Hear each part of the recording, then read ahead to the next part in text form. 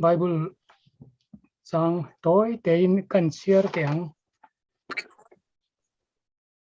Timothea thôn ni bung li sang ni thu Timothea nên là tiệt có bỏ lại cả thôn ni na bung li sang ni thu te hi thu chu phiêu đó ahuna te ahun lova te po bezel đó nó thế ta cả zirtir chungin an thiam lo khiat tir la zil la phui ro kan Bible sang serte lalpan atharin mal min som sakro se Amen. ele ka thon pora tong kam te hi tun tu ma hen kari ru lo langa achan chu hei pu sang luna lo kala fap an mo nei na wangin ti chuan kanina te an local ve soka melte kanin mu veya ariruin at red veringa masin komna takkan nei le theilowa ti chuan he tianga in komna te hi nei acha komang ti kan ngai tua deu mek lain ti pa hen kai kawa phona andam ro thu min lo phila e khai ti chen ro chu tin kan pa so tale midang te po tu ma han thil man to lovin kan tom im ta ma senizan kamuto no khan miron phona hen no lenga alu dam khop mai ama nen ten be nge tu min tia kananin bia ani point hun min pek thei tu thu te ro se ta ka chuanin in betam lovin konge kan pasor kan ron photanga okatia kan pasor po chu ro lomulova ani pon e thalom kan ti ram kan tu mang chu ke po ka manania alo ti ta ka chuanin chop chu takin kan ti chu ka rinain he mi som proklai kan ka theya alo mom khop mai ne ing po ni salangin zanin kan hun man dan turte kan soima sanga tong tai na nan tong tai na kan einga chumin huwa chuanin ama hi ke ai khichiang tu zok nola parte introduction nei turin un toi te mang turin kan so manga chumin huwa chuanin ama pu sang rona kan kowanga ti chuan camera on lo zona dang khalo trong su ni zona nei du te kanom le zona le chana te kanan hong lenga chuan a top kharna atana kan pastor reven biak chungan tong tai na min nei sak don nia chung chu kan hun man dan thura ta na kan ro man te chuan ni eng po ni se hun lan tong tai na ilo nei ma sang o lalpa kan pathian zanin hun se takle bichil tak maya doctor sang luna banga lalpai thu cha te kan ta na mo turnia a hiat le kan hiat te tu le lalpa ngai tha soi ho turin zana me zong hi kan local form thia hun tha le hun no mom min pe ka wang hian kan lom tak mi wai hnen a lom thu kan soi ma sa ti chuan lalpa zanina kanin kom ho na hi lalpa I mingin hey stop it on go lalpa abula tanga to thenga mason na tang kai puina kan nei nge theina turin tharau thiang ne ma minom puya min chen sil that turin kanal pai so khi sa min kan hunte iku thiang ne ma kan ron la ne amen ole nula parte hi introduction nei turin lo som tiang ka khia thi at sumbung du to ka ka ai oin kan so mange lo som ha lang an ti sung sung stela Không ai in miu vek ro trong tang tang lo lang kha thalo. pu chairman pu shwai chunga kalome zanina hianin doctor url sang hluna hi ami mal chung kwa anglam pang ni lovin enge a tho ti le zoram ta na tangkai na le awani thak na khatoi te in karon ron soi ka tumanga mizoram hianin drugs le zule drugs awanga roi hlongai en kolna center sang sang a oma chuta chuanin medical doctor dik tak mai full time ma hết tiếng làm en col na min chut chil thei tu kan nei chum ni ya e ka sei swalin karing lawa abu ken na khan pu dong a cafe thoma mi e ani a pro chu ani kha chu hur ga ya thok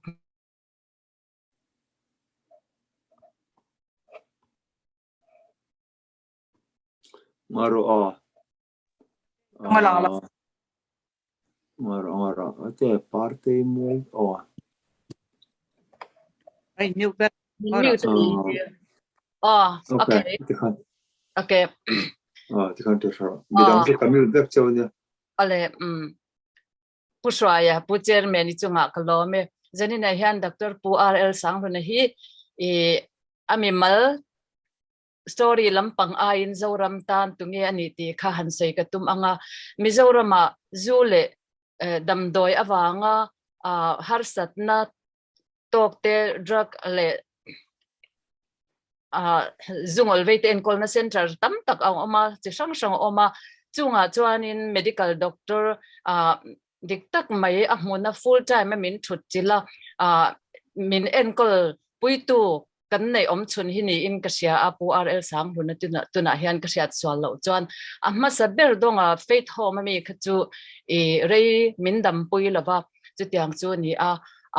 midanga thoktu te chu medical lama thiam na nei lo counseling lama te tin doctor then khatte po in min ron visit ta chu tiang chu ani a full time min thut chil tu hi kan nei lawa zanina hianin full time kum tam tak kum ni khat mai ni lo akum som ai tam kum som ni po tling thok to mai thei chu tiang min thut chil pui tu ne na changa ataka aton shiat e kan ngai tha thei tur hi kan van nei tak zet zetin ka chia hei khovela hian information tam tak drug le zungol ve nu chung changa hian oma ta hian mitam takte thu kan chhar hi chu ataka pol mulo research be tu ten an ron zia khi an ni ta chuwang chan tam tak hi chu an ziak thadral ral hianin nge a practical lo te po hi a om thian ani chuwang chan ataka min thut chil tu thu le hla kan ngai thla thei tur hi kan van nei em a hlok thak donin ka sia ti kha ka han sei duwa tin zain lom thu kan sei du chu hemi chung changa kan mi mamo le kan van nei na tur heti lai hun rem chang kan man thei na tura I achak thei ang peramin bo zui sak tu pushwai le kan pastor chunga lom thu kan sei boka tin ange pusang runa po punchep takara kan somna te min ngai thak saka hun min pek the bang chunga kan lom em ni te kha ka sei ni ka lom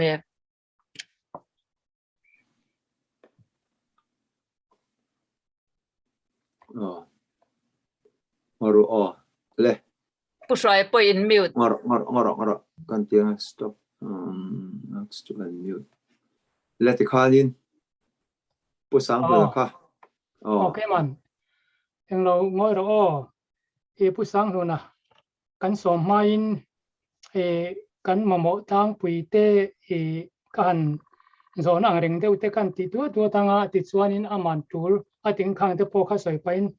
e ron chang hal tura an be sei tai la e pasabera chuanin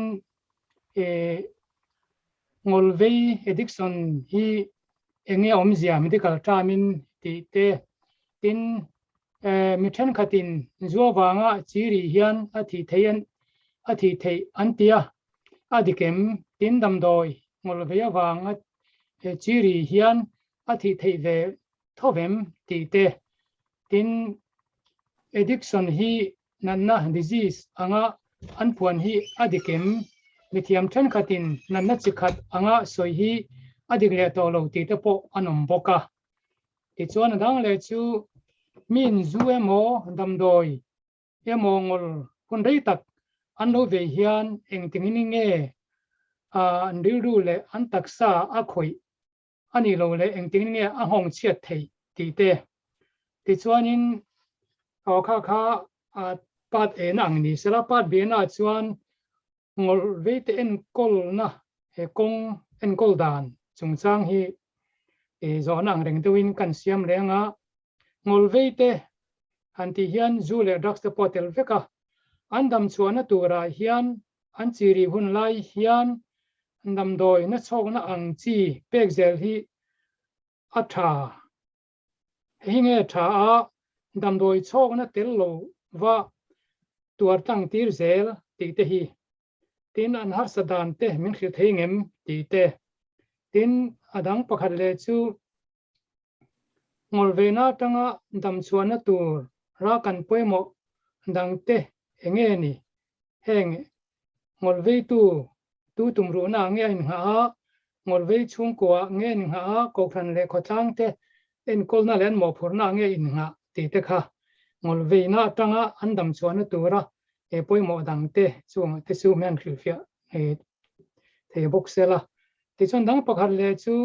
kumtam tak zule drugs ngolove to te andam chuana tur tan hian engtiari nge hun adu ang ti te tin heng te hi enge aum zia ena detoxification period bina rehabilitation period tin sina chuan aftercare chungte tin anung bera tan chuanin e nung to relapse te chungchang ngolve piang thar to hun engama chen lo thato te anung tol or nun hloya an kirle hian engtin nge kan tan pui theyang engtin nge an din mun kan khiat thiam pui theyang tiang chi te o khang kha tang pui thuin a soi pa khanin aminan e chan saklom sela e at lok thak view nin oma ti kha e kan soi tel ma sadua ni chu ti chuan tuna chuanin ne pu sang nu na doctor sang nu na ro som thong o in sit lang thei lo me mo Oh, yeah. le alo mo me in zava in pastor le co-than committee te le member lo lu jong jong te pathian mingin chi bai kan muk du chewa he zana hun thatak mai min siam saka in mamong ro chu ka soi thleng lawang ti ka hlawang reng khop maya one is in mamo na ka kan in ti ho na hi pathian in mal som ngei theina tur tan ril tong trai na te le the pato pa kan tanzel theina turin kan thil choi ho te ril ro vong reng ila thain karinga jana hian china kan ngai thlak tang khan kan local chan hi chu helai kan local chan chu kha kan hrui tu te nan sui to kan fapa anu pui nei in kan local a ho to tur kan ni amaro chu dam lo na in min tlak bu ka wangin kan ho thelawa nak tu le chol ni hian Easter Sunday hian ho chok kan tuma pathian in ramati chuan Good Friday Easter Sunday ni taka han ho kha in thiam lo hle mai la kongdang omri si lo wangin chung te chu kan han sei lang du hun kan nei tam zo na turin kan soide jung mai nga thil tam tak choi ain enge kan ti thin le enge kan tho kha kan an soi ma sanga in tan thil lua ni lo ma sela e thil ro pui angin lang lo ma sela missing nun phung ril ru ngai tu na suang to na le chung ko tam tak khoi ania wangin zan na kan ron share tu ra po hi un David min lo ngai thlak sakta ula chubi ma chuan hey Dutlang hospital la pathian khongai na in kum som thum ka thona anita e chuta ka tho tam bera chu rongbola kan lu nu kum nga vel atang hian ri thei thil lawang har chat tok te an boi pui tan chowa voi nei thlengin tin HIV awang har sana tok te tin chuba ga chuan tun hnai dewa kumli kumnga vel atanga kan kalpui khami thil pathum kha kan an sei langma sadu ma saber chuanin chu Grace Home kan tita HIV dam lo te en kol na hi ko sanin akal pui me ka tuna hian Presbyterian ko san khian chumi huna chuan dam lo somni theina kan neya dam lo te mangang taksalam har satna nei te tin HIV wangor ngora rilru buai te kan ti dong ngai tu na buai le som ti te lo en kol le lo chom dol te atiang kha kan en kol na mun ania tin HIV dam do ART shalo tam takin namin karinga chu HIV dam do ani chu tiang en kol na bultan na tan tin adam do hian na sataka na atho wangin side effects kan ti maya chumi har satna tok te en kol na mun chu ani taboka chumi chu adam do in ngau mun chunga kan ti pakhat HIV dam lo no pang atanga puitling upa kum som sari le ti thlengin Mizoram chung le pon vel atanga har satna nei te local ho chu kan nei an ni deuh bera a meya pa in atu te po hian min ron panati to mai enkol na bing big ani awang khan hospital la chuan ward danga enkol na nei tho mai la amamo big te ti to mai ang khami enkol na binga lu du te khachu ting khan enkol na kan pe atin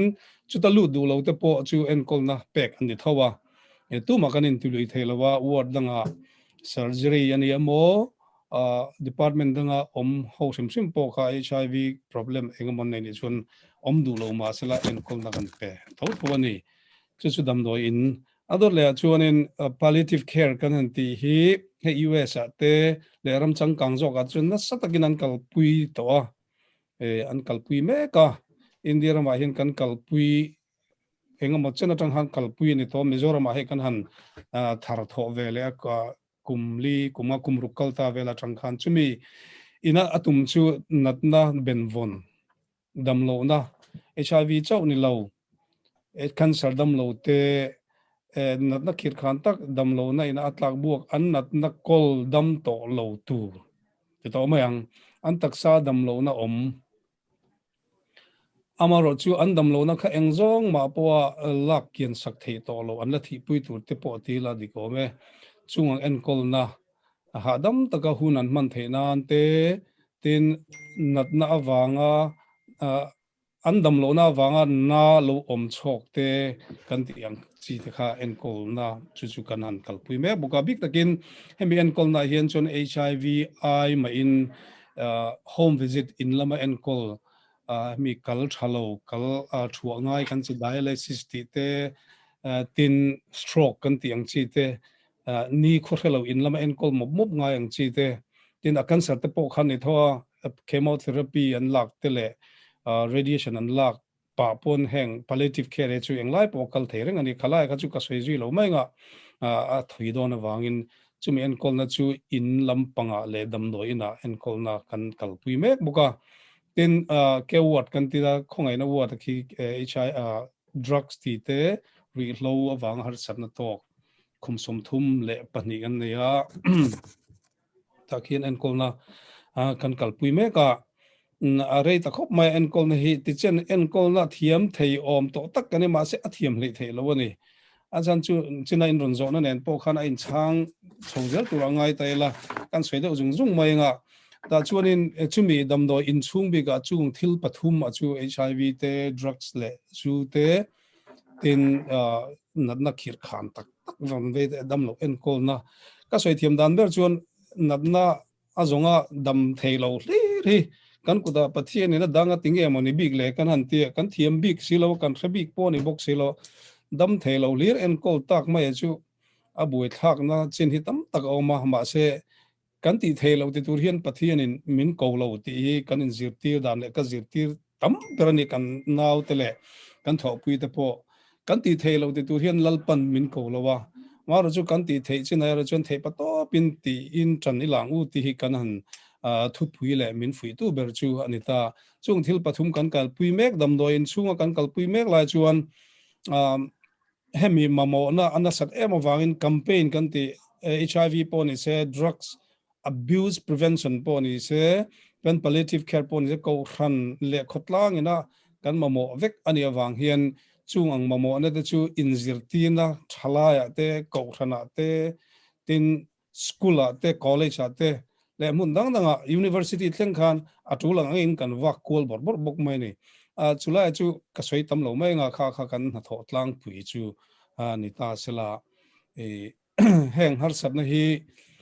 USA po he ti hian in tu le maya mani zon in thok mo Miami har sat na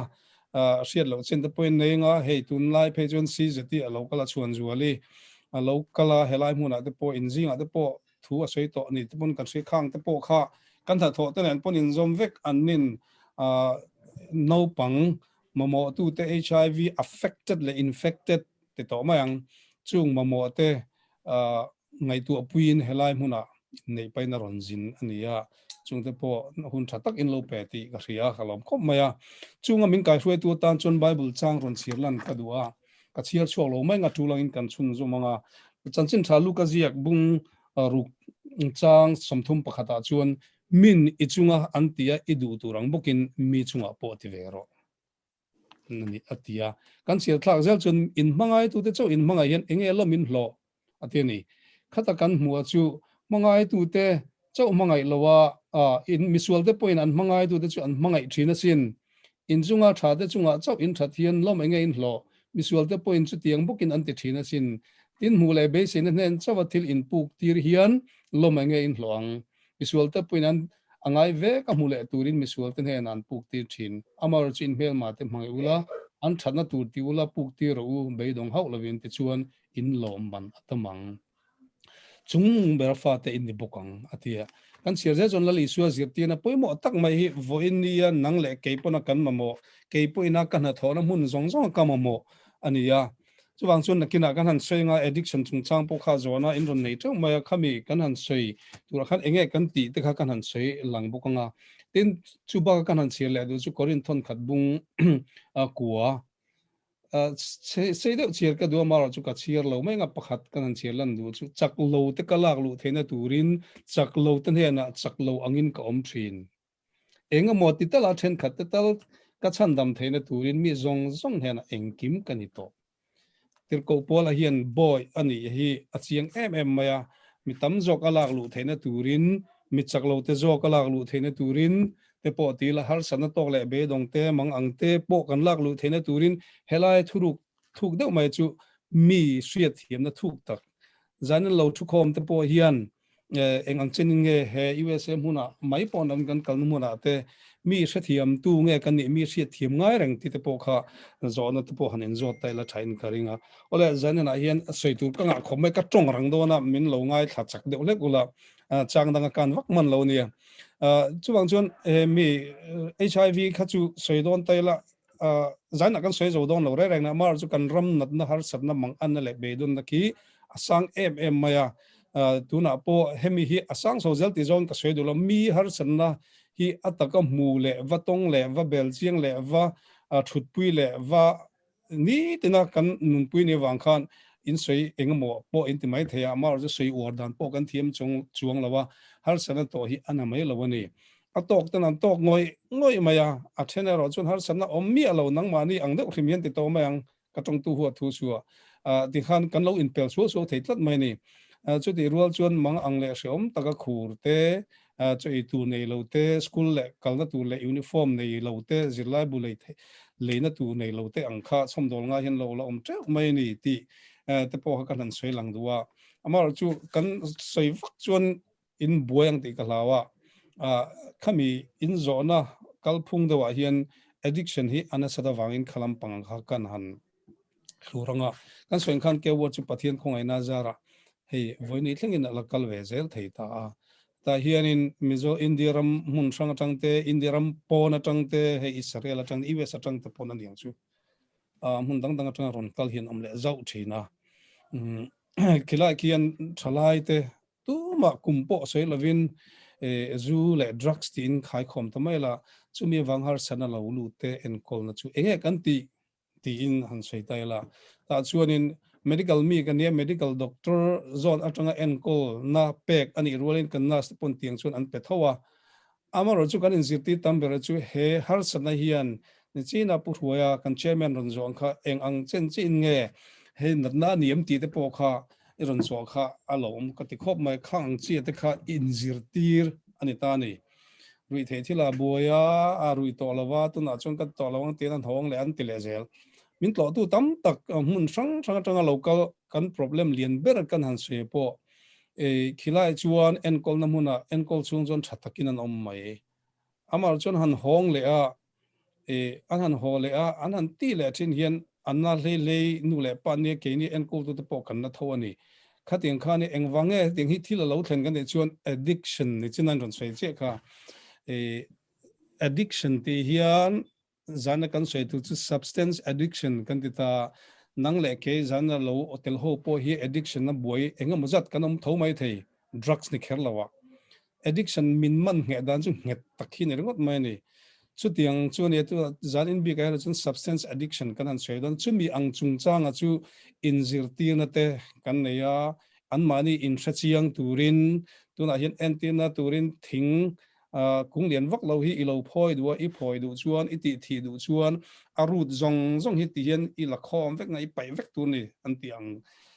deuh chi khan an nia po hian rui thei thilin zung zam na satak mai an kai to hian chuanin abui tha ka chumi sap tong takin nature of illness kan ta nature of addiction illness chu chu engwange kan ti chuan an mani apo abuai dan te abuai chuar dan te in thun zom dan te a khoi poi tam takhi an lo sa chiang em lo maya chung in zirtir fia chian chu kan na pa kan na pui berani khilai bing bi ka khian chuan ma se soyang khan he ta ko thran he na te Sunday school no pang he na te angai thatu azirin Sunday school no pang he na chuan rui the thil ti chin lo turin me zil zuru lo turin zungai lo turin le khating vel a in zirtin khana satakin kan pe nu le pa te ko thran mi te he na chuan har san na tok te siat thiam tuna ter ko polan min silang sia khan chaklo te kalak lu thena turin chaklo te he na chaklo te angin kom thin engam mot kong zong tala mi engamo kala mi tu emo kalak lu thena turin ati kha khang te kha kan von pakhat anita ni chuan chuan zaina hianin addiction hi in ngai poi mo in ka ria kan han selan du chu tu ma hian ri thei thil hi addict turin min an tilo an in lo an zulo an han ti tak me wa chuan eng tik lai khan nge moni alo man be tak ni ti sia an thero rang ni eng lai khan nge an addict ta ka eng tik lai nge an lu nge tak ti hi an thale thelo ni chuwang chun tu ma hian he milam pangchung chang a hian ri thei thil ngolvei tur hian tu man ri thei thilin an ein an inin an tilem lo anuam an ti wang te ani berta anuam an ti chuna han ti chho zela ei iwesa po Baltimore po ti na satak anom ti thom te kan the kan wa mu zuk boka then chu khatiang khane mi saltang ri thei thil awanga saltang te chan chuana konga hen jan in lo thu te ho po in poimo vek don ani ta chuan eng ang chen chin nge abu en don taila medical tong te po khan nat na ani em te point ta ani ma zana po hian soi ho lo chuan in kan min lo mai thea ko khana kan boina ber ne ta ne pul pi ta tangin kan han dinga kan han soya kan thu soi in ngai thak tuan lo chuan in na ho don kan han thea ani na chen thaum ta hemi dam lo nat na ani te ananti hi in pomo it is a disease anita kha mezo tong takhian chun disease anga soidon a soi fi ngai tam ta medical science rang pon kan soi fi thim tho amar chu jana hi chun medical science zong ne lovin hi dam lo na ni tin kan an sei duwa eng dam lo na nge pakhat na chun mimal dam lo na mai ni lovin family disease society disease anita ni chung thila chu dam lo na ti jong kan rak du na chan chu mimal adam lo asing tu nu le pa chung te u le naw te kan dam reng lo tiang har satna nei a chuan tu ma kan indam themi lo kan dam lo wa kan society adam lo wa ta mimal dam lo na chun enge adam lo chu adam lo na ri the thil a in khang lai kha chu eng po lon ta sela khami mang khan dam doi chu doctor kan inang te nurse kan inang chung ka pe thei mai ati dam lo chuwang chuan kan soi kai ka palonga addiction is sapton kan soi khana then khatana a chian theina turatan it is chronic relapsing brain disorder tikha asoi fiana chuni tani chronic disorder kan ti ni disease ka ti to mi lo kha chronic relapsing langle thei brain disorder tizong te khana soi thenga tin it is a compulsive disease ten deta atura turlui tu te pon deta en pon ta sela hei hi medical tong chuanin nat na chu ani adam thailo kana incurable ti hi in pomamo a cure na omlo medical science atangin mase nang le ke in nga tinge tin na kan tho tanga in lo tong traya ke in na kan tho nga tinge campaign te kan be kan chu ga ne chun pathiana be sena oma chu wangchan there is a healing damna omani damlo na adam thei to lo adam thei ni ti zo kan tong ina dei to lo ni there is no cure kan ti rual khan but there is a healing power nei tu nang le ke kan ni ta ni chumi power call tu chu nang zan lo thu ho te le ko than mi te en ma denomination se lovin pol am to lawa lalpa nei tu zong chen he dam na hi in kol kan kolani chu tak chu ka sei lang du amar chu kan sei lan ma in he har sat na hi engtiring e parte ka sei to le minute zong hin min ti boit lo thina kan sei lak lo to zero. 0 Oh, say zero. dam lo na serious dam lo na po physical illness chu ka sei kan physical illness chu medical science tang chuan kan lo treat the lom dam doi kan penga a liver te le a kai no dang tam tak te po kha treatment kan pe mayang ma se adam chuang lo eng wangin kan chuan physical chu on lo psychological illness alone in ta chuan psychological illness ani tharau dam lo na te po alone ta vek ani missing the person in his totality a pom puin ana chuak five vek ani ta ni ana ti kan ka ke vung ti mo khatia kal chui lampang khani khelo physically chon dam lo na in mulo mai the amar the psychological andam lo na ti chiang mm2 kan senga anin tharung pakhatna anin kil toy anzak theilo te po tila tongboy lo se zan thelawa tin thil hi anti thape lawa anri era jon anti thape mm2 khating khan anril ru anghet lawa ril ru thak zung an lo ching boka tin an mania har sanaril tak khating khan mi vadem chinga mi thiam lo chan zung an ching ta an ril ru no emotional pon an fragile ni an ril ru no kan ti kha an no ngel te po tila adikang chu khang zong kha chu kan seng khan thua ka brain electrical he kan thua ka brain electrical circuit buai kha siam rem tur chuan doctor kan inangin damna ka pe thei re lo treatment chu ka pe thei lo ma se damna ka pe thei lo re nga nurse le doctor te pon helaya chuan enkol na mun rehab te po omanga tin he ta enkol na thaber anti AA alcoholic anonymous le narcotic anonymous te oma khang te kha andam na kai lo na tur ta na pui tu chau kha ne ta adam na an mani oma hi an mu fia theina tur ta an mani phuar bet tu hi setanan rui lo mangin ti to ma a chisang mangin anril ru ngai tu na suang tu na abol a tlat to ma ya chuwang chuan in an psychological setup po adik lo kan ti to kha chana hen sei tu tam tak omin karinga natna ni dam lo na serious takani eng dam lo na nge psychological dam lo na moral dam lo na physical taksa dam lo na chung chu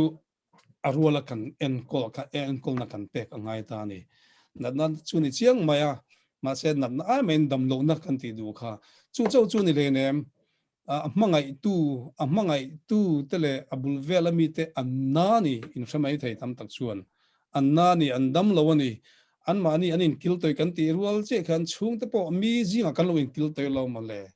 kan in tharung an mani ang che kan lo in tharunga an mani an jak ang chen kan lo jak ve ma se in an soi ngai lowang khang kha it affects the family life nu le pa chung kwa pa fa nu fa u le naw te in hier no na thleng tamai ni in a ton lo na in a lo ton na haning chu in siat thiam lo ton in siat thiam lo na na sa takin heng a te hen a lo thlenga chuwang chuan a serious le ngai tha chi ani lo re reng ani tin heng lai events anti dan tiang zong khan kan chu the lo nga chan chu kan live kan background ai nang lawa amar chu helaya po hian kan an sei de environmental factor hi tam takom ta ni chiang em chu mizoram mi pakhat phaya wanga atimi lo foreign te po anjin kola leng puyaron trumlu chia khathil khan miron zem ta te antile ta tak ka kheta mani ka tiang ka chuwang chuan in thiam lo thein lo ama azok lo in veng tur khan enkol na pelo an kan pelo te po ani mai theye khang ne wang khan a tu ma thiam lo na thiam lo turin kan in sil rualin ama hi kholo chuani ama hi tidik lo tu chuani ti thale tur po ama ni kan ti rual khan nu le pa chung te dem lo turin than kan lak tuina sa na thina ni ten kan seng khan kan an taksa an ril ru ngai to na zong a fan chu vek awangin chung ko tam tak kan boi pui wang chung ko tam takin kan ha pui wang khan family disease te po kan ti hi tak takin kan tong ani nu le pa room le nu le pa mangang som hi kan mu them me ma chu ne wan zani na he lo tel mi engam zat na ma som hi vel nom ta role in nei ve don ni ti kha pathian thu mangin kan ana sei duwa e poni sila e eng tiare nge kan chon it lasts for life dam chung dai thilani mo dam chung dai thil ani awang hian ipian thara wangin parte lo piang thar ta apian thara wang khan parte mol chin ala ni reng kha ani na identity kha rui the thil lo ti ta ang sela rui the thil ati pon party mol chin ala ni tho ati to lo pon party mol chin ala tho kha nga jung jam jong ka in ka ama thin thak zel theina tur khan lali suwa ama mo ta ne lali suwa ama mo taka kha ikol lani rongbol tunin kolani chu ama mo kol tu nangma kha ipoi mo ta khamia kha lelama chuan medical treatment kan han tiang chi at po in zona tam tak pu hroi ron soi kha e kan soi pa du de boka kan soi khu soi na hun om to lo ta kin athi theim han tiang chi ta thi theye alcohol awang hian athi thei alcohol withdrawal sawang hin thi ka munwal to ge po chuwang chuan alcohol withdrawals kan it is a medical emergency ani ta ne medical emergency ani wang hian ngai tha chi ani lawa tin nge ne ri the thil dang hi athi theim kan ti hian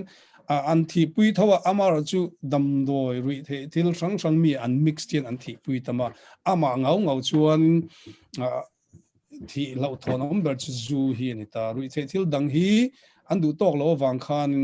an han chopol ta thina an zuboka anin boka muman ei boka khang kha hlawm vek mai ni chuwang chuan heng hi athi theim ti hi thi thei lo po ni sela dam chuang si lo thi chuang si lo omai kha chuan ilum le lumla ivot le vot lo ro bible in minti manga in treatment in pek hi apui mo jokin ga ria maro chu kan seng khan dam chung dai ani adam to lo kan ti te po kha in lo pom thiam ka ringa he la hian isiat thiam dan tur chu tuna pubiak chungan voksa lo e thina ti te maya zun thlumane na sa thil dang tong thu chelo lo ne na sa ta khateng thil kha e thei ta reng lo e thei to lo ma sela amo enga mo chen lo simin lo ngei to pon in sela voksare po mo tui ati na hi athua ka acham tlat amo angai to na acham tlata khateng deuh che khan ri thei thil ngol ve na hi ti to lo pon in sela thuak in he library net a memorize tak to chu ni dam lo kan ti chu an mani kha anti le nge yang anti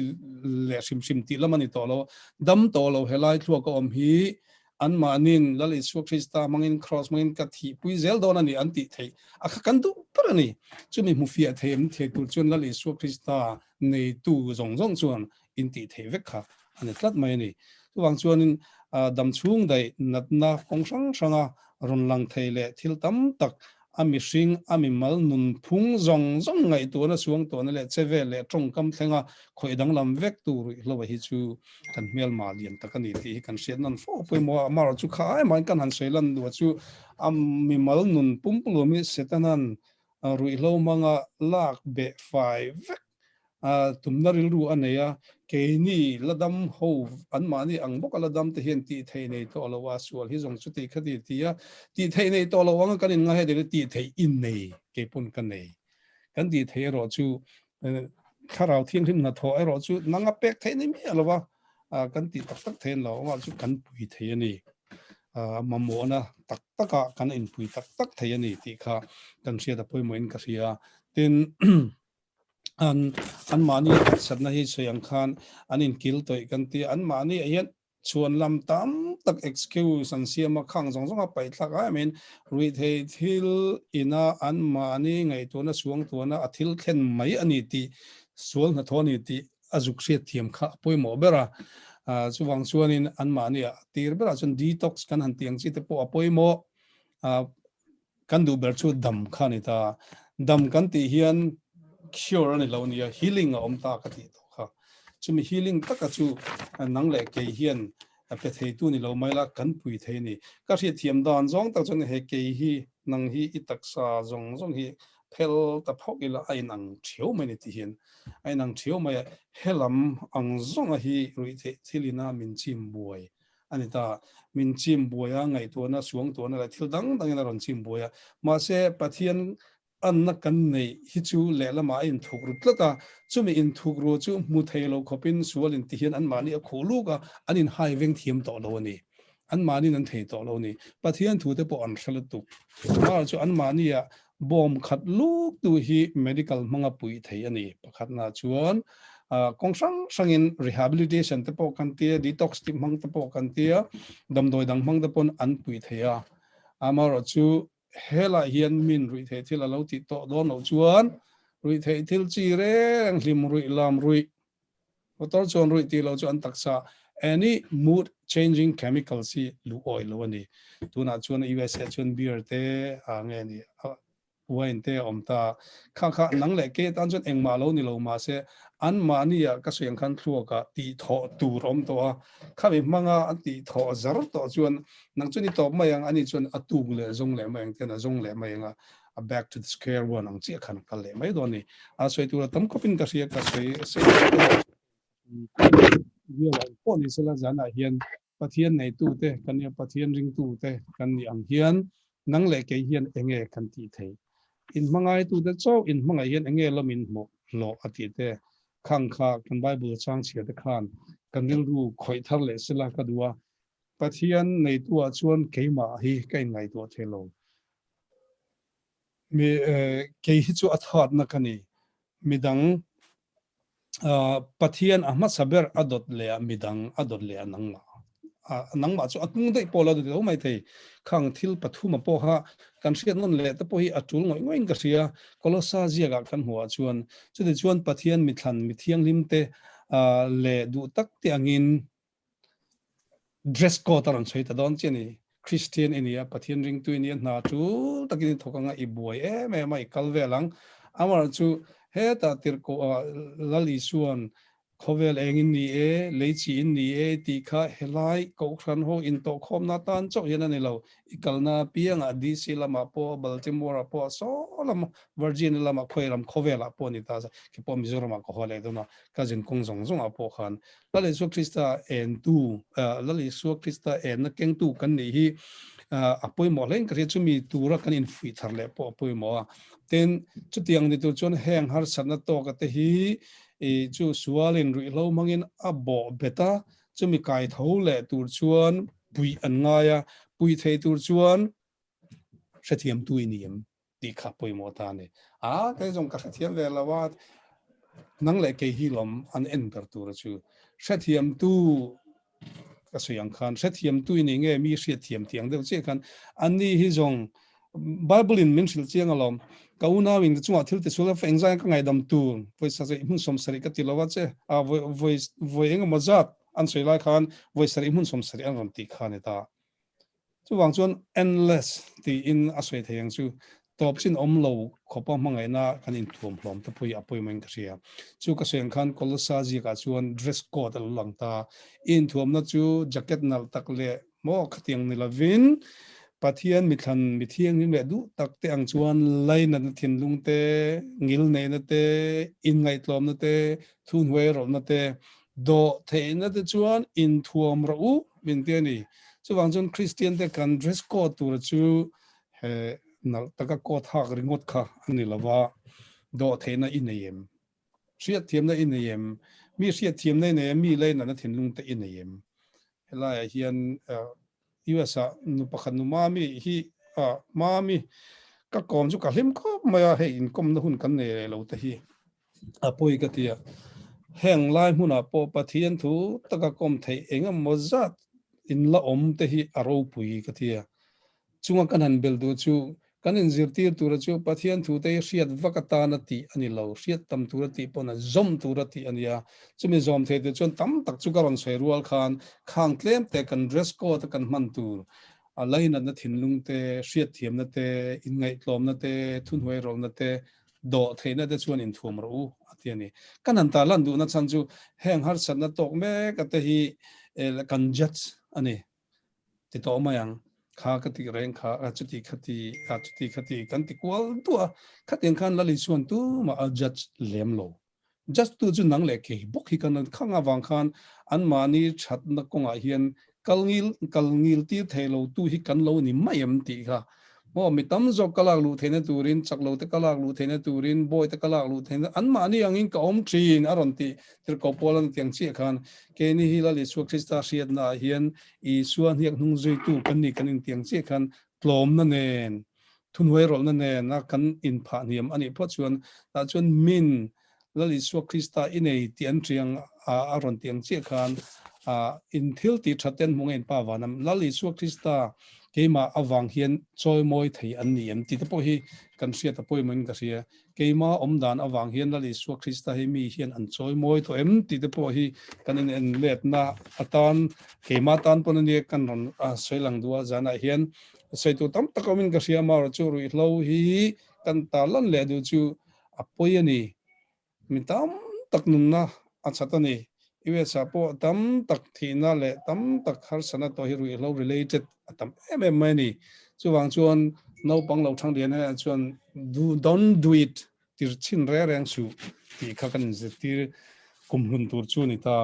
ฮาร์สนาตกเมกะเทียนชวนบวยนั่นเองเมกะเทียนชวนจิตกันเสียงขันสู่โรลมันนี่ตัวเราว่าอันฮาร์สนาเลยอันมังกันนั่นเตะสวยเทียนนะ environment กันเสียมันที่เดปโค่ะอภัยหมดท่านี่บางส่วน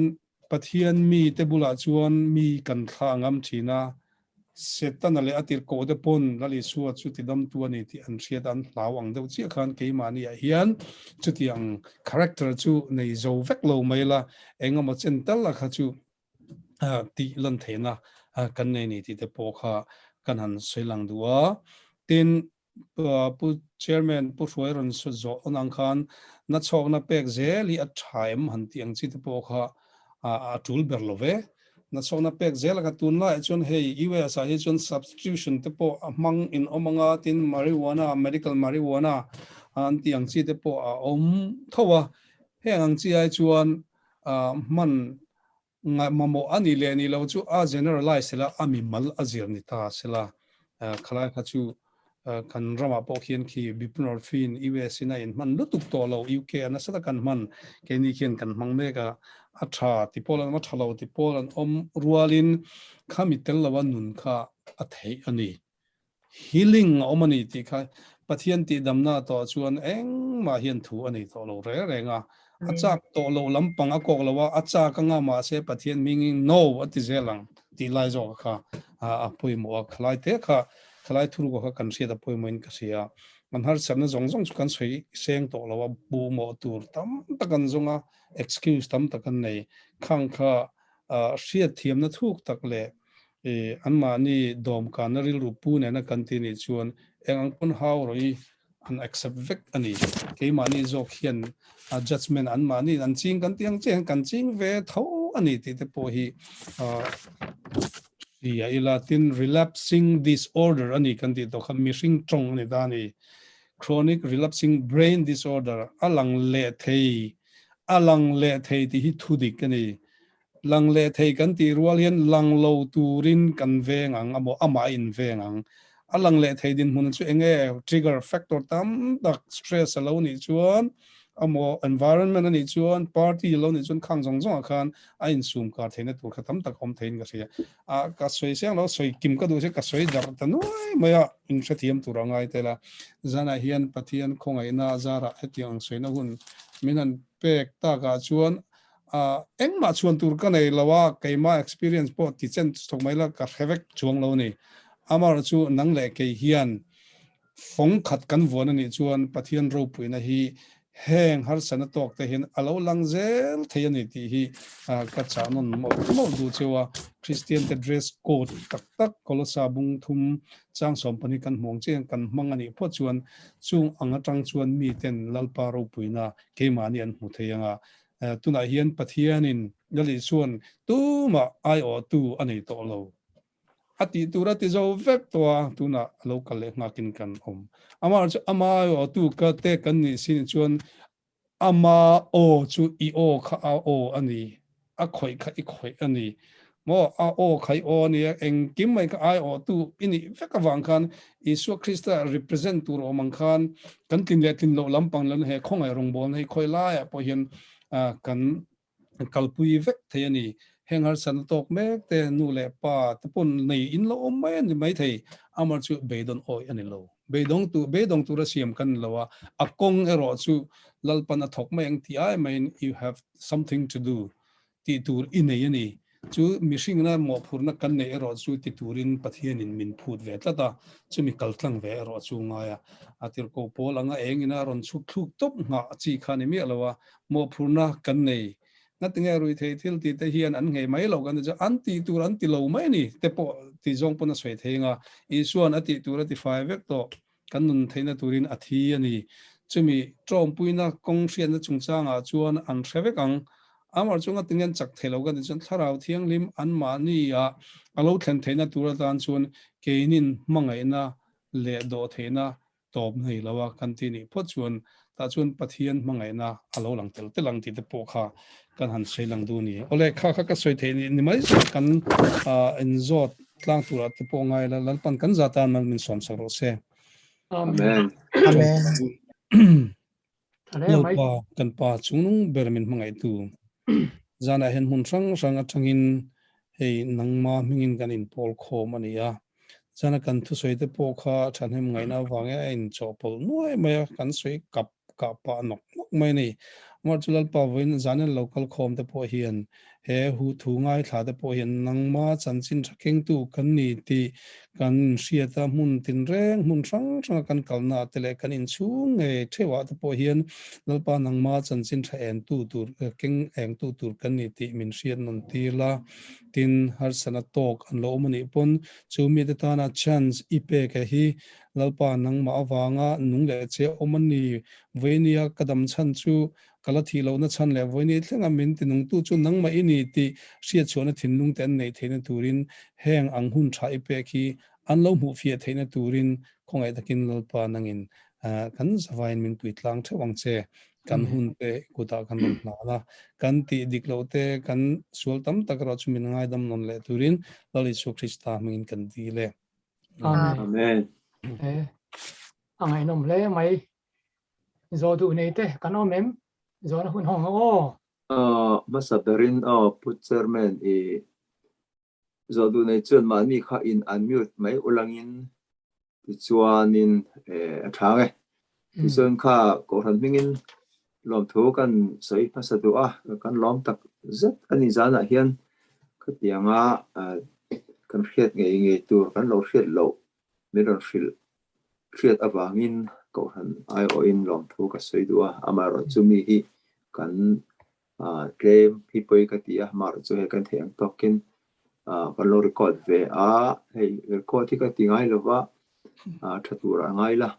he kan la chuale anga ta chuan tamza ke thlir zat he tura ngai ila ti chuanin kan zot na sak ber du chu khami tuna damdoi ina khan ke wat iti kho ai no wa ta khan khum som thum le pahni kan nei itia ta chuan en kol man alu man te po itiang to em tha khata exat nge ti nge tha exat nge en kol ta chuan ai nang lawa antinan an wai don ron seng te pon om ta ni chan chu khang ka chu zai ngai te vun bel ngai te ni ta atlang puin tuna tlang lon anga ka these singthum singli cheng chong ani chu indi poisa in teng singthum singli vel hi chu angai chang tam mai chu tha khata nge akhata lo me ne intana lok le tangkai turang po ka soi thiam chela mar chu ka soilan le hei hi mishing min khoi dana hi mizoram khane lawa ka soeng je kan helai thuak khoi hi ai nang fight ave kan africa rama po us po he australia po europe po mi a khoi dan hi ai nang vek amar chu kan lo react dan te kan enkol dan te kan society le kan rom ni phung le ti dan phung azir te kha alo ni ta mizo kan ya wang mizo way of englo khan kan ron sei lang mai khan ta amar chu a khoi dan ai chu ai nang 5 missing reweng a khoi dan chui nang 5 ka ni ti kha kan man lawang ti ka hlawa sa pani wang hana khoi chang kang bik chung lawa mizo ni wang helai mi ni wang khan a khoi nep chung sila san chu pathian ni missing min din dan hi ai nang veka kan ram khosak le om dana zirte kan vuna dang lama kan tonga dang lama khating de che kan en kol dan ro chu adang lama rui the thilin ami angong chu khovelai nang 5 อันนี้แหละข้าตาอินเอ็นกอลเตช่วงเลยข้าตาจังdischarge ถ้าตาก็ช่วงเตอันที่ตายละexact percentage อังเฟลเงี้ยงี้เห็นต่างกันที่ต้องเงี้ยนี่relapse เลยตัวเราว่าถ้าเล่นตาที่ปกติละในส่วนข้านี่อะไรที่วันที่เราว่าอันที่เละอย่างที่เขาอมเบ็ดเหี้ยมั้งเอามาทำโจกันนี่แต่ relapsing กันที่ขันอัน relapse ไงช่วงเราว่าอามาเราชุ Intel คอมไว้นี่เรื่องเงินกันนาวแต่กุมสมช่วงกันนี่ตาเฮไลกันรันเจนหัวพอก็อมนัดจินจุกเสมาเสละยังขันกันอินแชร์แต่เรื่องไม่นี่ทุนอาเพจน all ซ้ำตัวกรุ๊ปกันนี่ตาขัดขันsharing เตกันนี่ตาเราตัดฟัวเดอเล็กปกันนะหุ่นเตตุเล่นตักโลตุหันลับเจ็บวิจูอมันนี่อันนุนกงอาเฮียนข้างปกข้าเสถียรโลตุจูอันมานี่เวกินันเสถียรมาเกนี่บอกเขียนกันเสถียรโลทีน่าวิธีที่เราบวยโลแต่เวกมาเสกันก็อัลลปันอดานิที่หอนเท่าเดละฮาร์สนัดตอกนู่เล็ปัดปนโลมังจุงปุยนาจูแต่กันนู่เล็ปันตั้มตะกันสวยโลกันแต่จนมินง่ายทะโลตูบุลาจนทิลกันสวยวักโลเนี่ยมาเสมินง่ายท่ามินแคร์ตัวบุลาจวนก็ถิ่นลุงก็ไงตัวนั้นก็พอร์นี่จุดเดียงถิ่นลุงกันปุถุนะตัวตานจนขานี่จีน่ะมาบุจังคอลสามิการอนลักชัวแต่พอขับไปหมดแต่เจ๊งก็เสียตัวบางจนชัดชัวกับเปอร์เซนต์ชัดชัวกัดเราอาหารก็ไม่อันช้ามากันที่กลุ่มลิ้นวันเรา in continuous lifelong disease กันที่น่ะกันที่อย่างเช่นกัน lifelong treatment ก็ดำด้วยนะอมแรงก็ดำด้วยแรงที่นั่นเราอันนู้นที่อามาตาอันนี้ตัวเราวังเชี่ยขันส่วนเองไล่พอเบรงวังขันขมิ้นแรงเขียงตัวขันส่วนปุยแรงกันไงเราตัวเลี้ยเจ้าวันนี้ปนตัวเล่นตักเราตัวจันกันลักปุยไงตาจนกันจังคอมไงตานี่นังเล็กเกค่ะกันจังคอมไงตากันสุดท้ายอัปไปหมดเบรอามาฮีอินเชียนไงตานี่อินเชียนเทตุจนสิร์ตีนเปกไงmedical treatment เฮียนะอินเชียนเทเราเร่งtreatment ง่ายแต่เองอันนู้เป็นลายจังเตะชุ่มกว่าเตะข้างสองค่ะสวยปุยเวกจุดตาตู้มาเดิมเราตัว it's my fault อติเทนตัวตานขันกงอดูเวนิจูหลอมไหม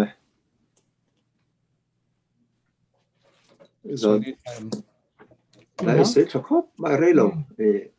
ๆ做对你的老妹你他说个楼做完了我不说哎哦马不一个早都就还没 addiction 都拿 cancer อีวิดีโอค่ายท้องเทียมกันinห้องcancer แต่ให้มีนั่นจะดังที่ disease ตัว addiction ไป disease กันติดตาเหตุการณ์เฮียนินfamily history อาตั้งอินขาช่องแต่อันนี้เวทีมช่วยจวนสายขาพาร์ตี้นะช่วยตัวเฮล่าอย่างจวนอินเนี่ย research ไอ้เวสุนทานี่ research และ study เวลันชาตา study จงที่ปนเนี่ยขาเตเวลาจงกัลที่จูอันนี้อันที่เวมาเสีย 100% จูนี่จวงเรา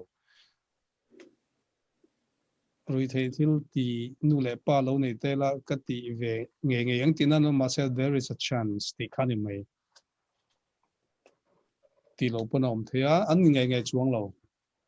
กันหูตอบชิมาชวนผมเทียไม่กับป้อมเตยจู่อันนี้ตัวน่ะอิทุสวยคาถาเองติมคาถากติครบไหมอ่ะ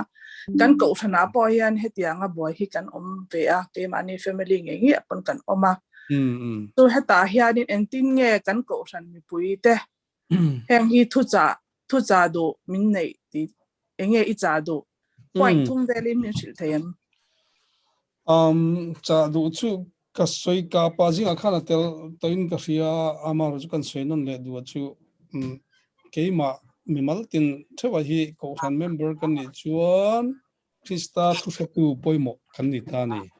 chu Krista thu tu poimo kan ni ti ringot kha azaya mo in khom kala mo ngot khan asia to lo re reng ka chu wang chon har sana ilo neta kalo neta har sana tunge hum shlai tel my problem thì khane ka problem zong zong chu soi thelo mel ma se someone who listen to me ke ma min ngai thatu an omem ti ka bi dek dek thin ni ko thana chuan mo vek chunga po thian zo jinga po ani thawang chu min ngai thatu om de bula hian chuan har sana te ka share thei kan cha du chu ko than mi te mi har sana te a kan in rol hi US style low intimate he ama se isu local chan hi mitam te telam tura local ani lawa mi bor som te mi chak lo te mi mang te chan chuak tura local la le so Krista kha voine hian kan mu to lo kan ti kha ai o tu kan ni sin awangin nang le ke hian mi har satna to participate in someone's problem asai du lawa point mai the it's helai on style to follow ni mai the amara chu mangai le leina na thinunga iti ani pochol atira hian soilo ma sila an honga ani khan min thathiam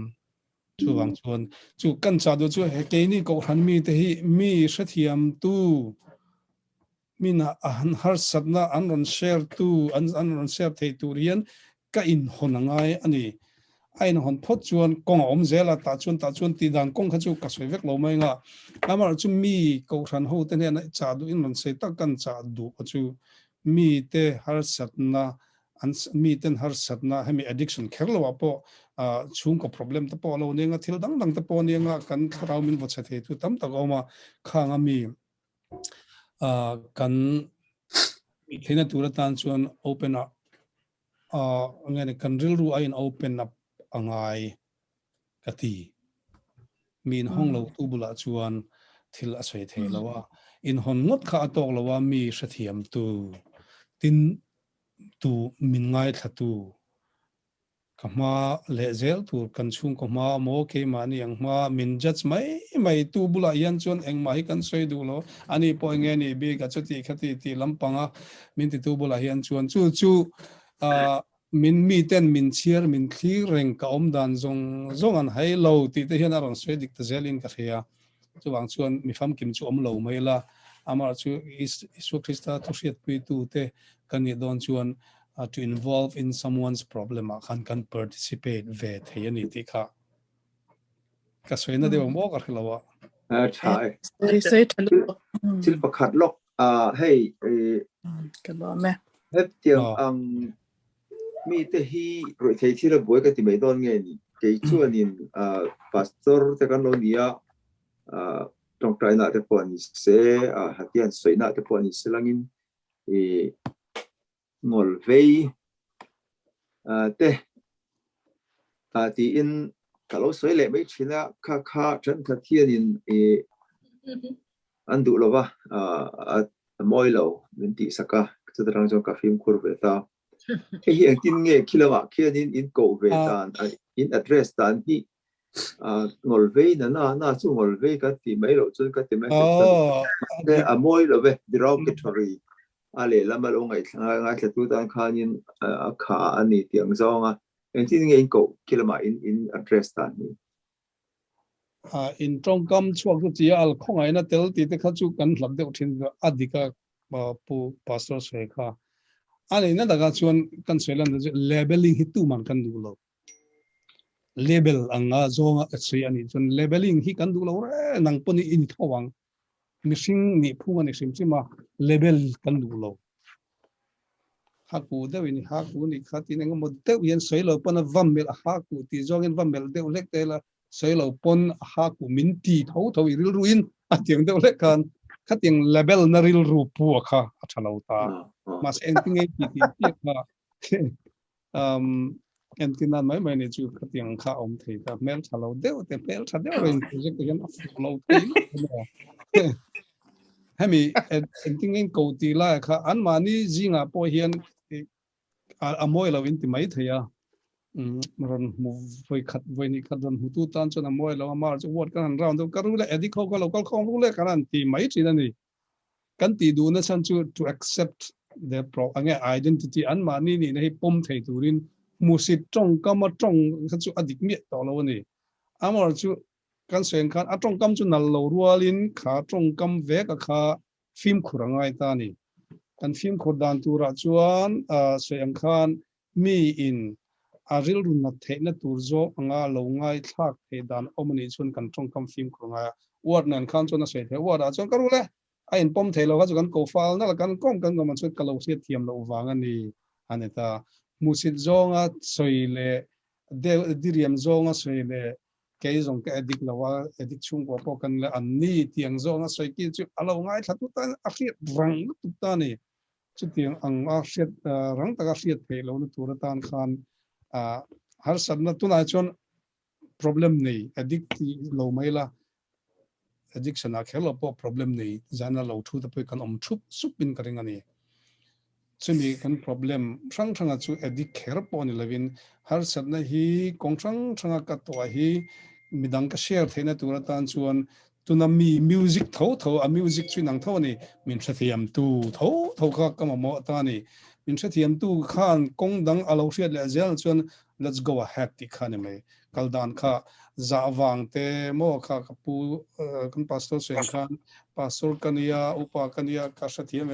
ate hriat lo min problem an ne ya kan hriat thiam lo chun mizoram anga po ki sathiam du lo ni kanin top tiang khapian mi an thia har sanan to na usui hian lo nei ta se an chung ko lo nei ta se har satna ye then le rual te la midang ne na hian hril luai chin a hril luai chi chu ni kher lawang amar chu ko ran mi te min ti thlamuang tu ni nge ani so ka hril chon ko pitam takani tiang zong an lo oman vai ani chona poi the ni ani so khonga kan pan teng min lo tong trai pui ro han tiang zong te kha tiang ang kha a simple tu kong le lama chon a te high technique om lo ra nga high technique om lo rual khan kan pathian thu hemi kan bible thu a hian angkim hi inziak veka simple te ho te ang kha ani ta veka tuna kha ka chang ron chia chho tak po kha in chang hriat lar vek aniang amar chu mi te har sanna to ka te in har sanna an to bil lo na tur than ke hian kristari lo puchunga kawa telve hi it's my duty ti khasila aselo jon what should I involve te in ti mai te ya ma se min har sanna to involve iti turani antira chon du lo ma sela mangai le leina tulom kan mo min mangai tu tak bula chun kan thangam kan ti ka su krista nei tu bula hian nei tu tak bula chun mi kan thangam thin mi kan ha dang thin mi kan chol thin sumi chu a music chun mai khri ke jong ka set chun alam om lo to ka hey ya kan hun chu ke ma chu ni limit chu ti takin om chu lo wa atop ka zole du han ti la a share the pon yang chu kan nu de radio to ka khan mi pakhat he tiang ang addiction nei ka atanga kumsong pali lo sober to lo ange harfim to ka komna chuan ti han soya number 4 hi kumsong ka ti da sa tu na chon ka ngi na pok kumsong pali to atia enge tin nge dan per chu ka tia ka han so khan ti han soya ya atui na te isang che khan thua ka hena in register to kha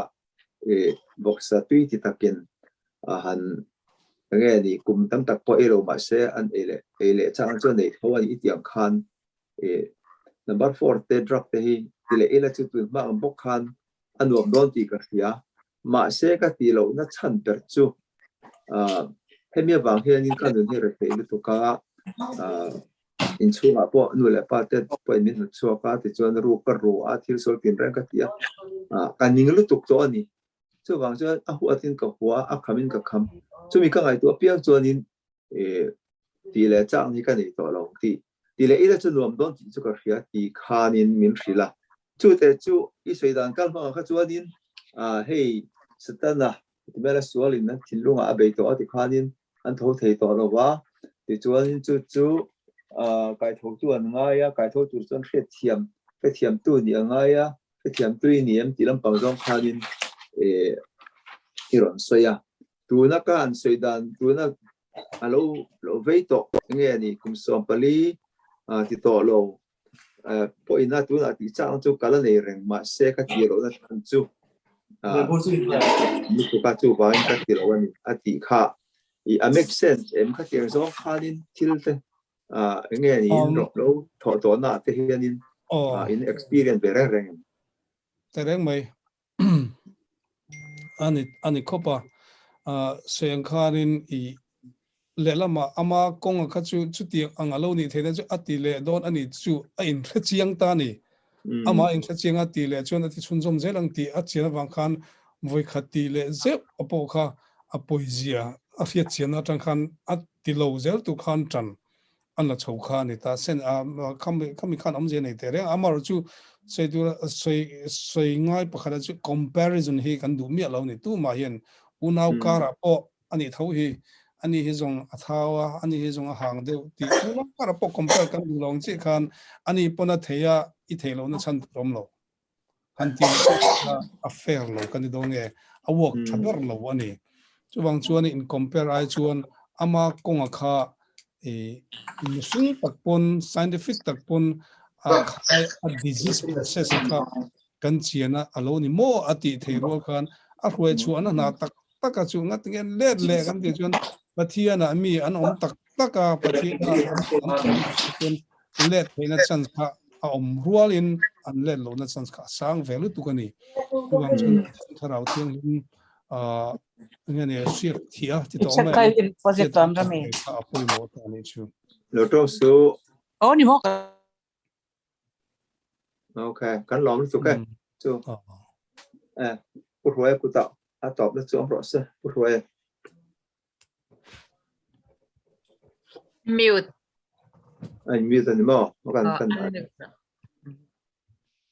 rồi từ này thế in lo mềm mình ta không xua ấy hết tiếng con đu tặng mấy mình phải phao đi luôn nha cái mà một lấy cái tặng cái cái này xua nên mình ta không xua rồi đó là phải luôn tu ma sala ma ka soi tong kha ni he za ni hi mi kan ke ma poi ka ti khop ma ya khilama asinot in tiang deuh hi kan ni ve kan ko han po hi committee na rel lo heti han ti thu ti tam ka khen kan ngai sak lo deuh ni ke po hen ka hria ma ro chu za na kan thu ngai thak hi aro pui in kan blog pui na sa ti kha kan sei le dua kina YouTube lama te kan da nga la en le cher tura ngai la ti te khai basic anga ka tu kan load game avang hian in ilo disappoint an ti ka hlau wa no pani lek poni se kan sei tura ngai tho atam lampang khan lo quality zo ka kha poi mo na kin zela po pathin in remati chuan hei media te thatwa ala ti chun jong zel tholam zo na pakhat kan nei ve mai tang nya in fak pui pon ni lon hei ku hroi te no pa hi mi ki tam hemi har satna mi hlot ling hian tam em me ya islama po ke ma me ka om poin ngai sangan no pa thil tha na satak pe kan min hu nge an te hi lom ka tia ka zo du chu he har satna nei te hi atlang puin an ezon na le ani tin nun phung han wang tlang a he tle min hiam deuh ni nen ang ro pot tai ma tok lo te deuh te kan ni deuh ni san lo e khata han tu ma a clear lo wa tu ko pan ma clear lo wa support clear lo zo po clear re thei po clear lo wa ho support clear chuang lo wa ni ani chuang lo kha kha chu kha pasul khana ron so hero in kan tiang chi te hi le la ma chuan seng khan hero in mo zu mo kha problem ani lo kala soi mai chu problem chu addiction tho khani not the substance kha kan label thina a substance a hian kan buailo ma kha substance khan ama har san na thuk tak addiction athena chu addiction chu kan soi gan physical psychological moral family kan soi khani ta ni chuwang chuan a substance lampang ni lovin a addiction kha not the chemicals la kha kan chiana thulin ka ria mi tlema enga model chu an ni chuang lo mi intelligent de po an tam mai enga chuan Deuh hian edik du lo zawk question pakhat kalau nei kalau zot ne lok nge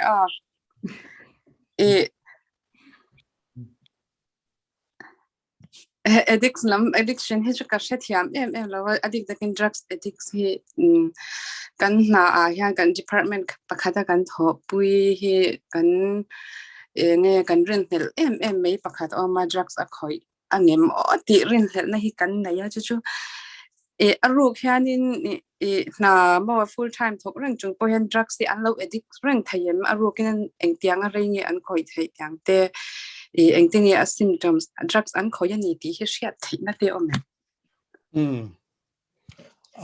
an khoi ni ti chu hriat ta har khop anga amor chu nangni pon om da chang khan rin hel na in nei ta na regular taka thok chung si khan an ti reng thei tho maro chu min an ti reya khatiang an ti chho tak tak ron chuan a om da na timing aron kal lo changa tamanga min lo ke bro ti changa nga tin ama mi zinga om le han soi ho na le han thut ho na te ain kil toi tiel ti la khang kha anei ni khan chuan there is a problem oma khami va confront taka kha kan ngam lo thina iwesa phejon it's my life ti khovela in omwang hian in ngam lo na hi azwal na mai the ma se mi du sakna le khatinga iwati ni pochun atira he ti ron ti masala an lom tho tho amar chu an lomang ti kha ala ti du zela chun you cannot break them you break thelo reng amar chu break thei tu ro khan chun ngani discussion in nei thei howin karing khanga khan chun le ma chuan an problem ania kan ti rol khan ange kana khoi le nem chuti khati po ti ma sela ana chu ala khoi don a psychology a khoi an chung ko po khoi thomai thei khang thui tak akal ma ro khan chuan mo mei po akan na sat ma intimate ro tiang deu che khan akang to ti kan identify ma sak khot anga ya kan identify nu mani chuan ti du lo ma sela ti top thei chu inilawa kanilawa ama chu it can help them kan ti tho khan tan chang chem chang chuanin ka hria du tum tak me pakhat kha ka zo ma mi sei zong zonga khani i lo sei tel ve kha kalom tak tak kan tho pui pa chu ke ma ne na thok tlang he kan tho in angania tun ma kha chuanin min effect fo thina lo tho lai thin lo lai thina tiang kha ni na trong te hi fia lo lei pot ang te han trong thina tiang kha ni chu kan tho pui dang kha yan zot chot me ro hi min ti thina zot chot kha chu ka she ve se so it is a close friend amo it hop when it's one share su it judgmental real ti ini lo pot chuan atira du lo ma sel he'll listen to you or she I kasalo tungani poni se khala kha chuan batel vero Atiang tu chan ka kon ve fo no pangla in lo nge Sunday school local ve zo thin han ya ma sa in kil toi ti kha sia ta atiang tu ka shir hian a lom ve thin khom me lom me okay ne an mani not kiang tu guilty feeling an in kom ho na mo khating vela nuam lo siam tu ama khana om ti na khani ta chu ting nuam lo siam tu chu ama atang ve khan nga tinge chu ting a lo ti ati chan te po a lo soi du mai the khating te po kha a hriat bel sim tan po khan pro iti fuang atira vinin how che ma sala real try with good intention it in a project it will work out okay om thế mấy làm không mấy rel to mấy đó do nó quay mò tak do tu này ta kan lom em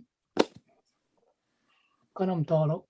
chuan ban zai kan del mai don ania le ni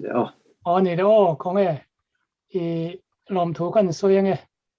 kan pasor soyang khan ko khan te hanin rona thilhanti hianin akal chuanga